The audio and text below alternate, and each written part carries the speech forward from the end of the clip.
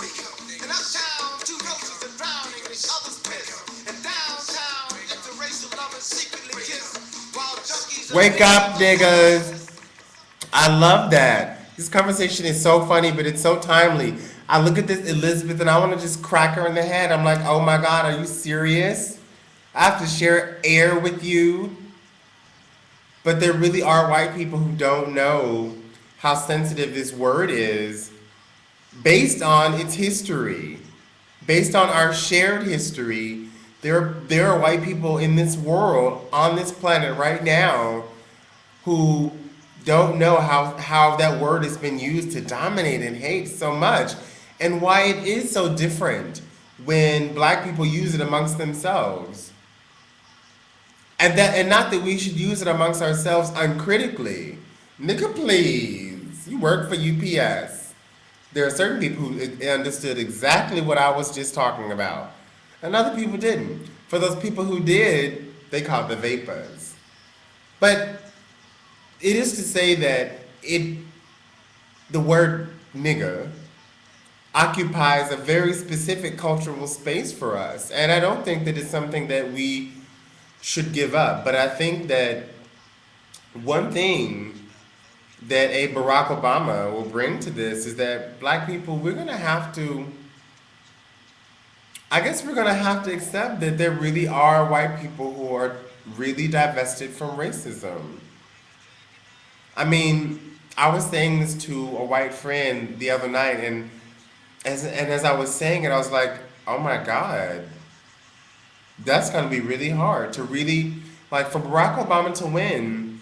That means that there really are white people in America who are just willing fully to take that step. I'm one of those people who fully believes that we are indoctrinated into a world of racism in America. So getting out of racism takes like active steps. You have to actually think about, well, I don't want to be racist, because so much about our society induces us, seduces us, encourages us to be racist.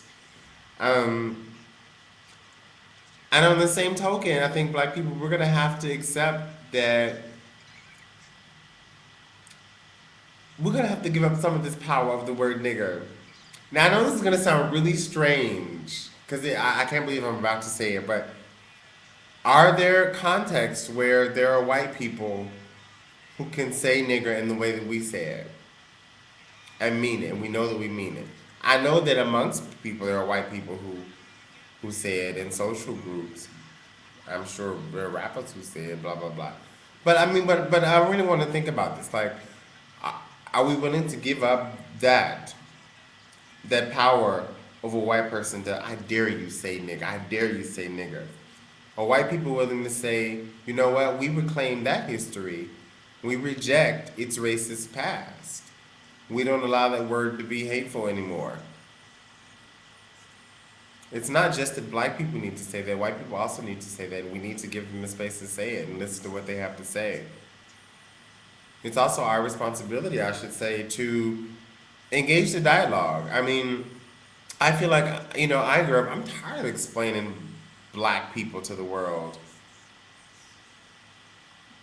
And it occurs to me that, you know what, I've more and more, I'm interested in hearing to what white people have to say about divesting from racism. Now, I mean, perhaps I'm the platform that they needed, just to be asked, hey, I'm actually interested to hear what you have to say, as opposed to, listen, white person, this is what I have to say to you. So it's a dialogue, and it's an ongoing dialogue, and it's interesting that it can circle around this word, nigga, all niggas, niggas, all niggas, niggas, niggas, all niggas. And this view is so funny because I think Whoopi Goldberg in this episode is so patient to explain that to people. But I think these are the conversations that we will more and more have. That, like, this is what nigga means. Nigga what? Nigga who?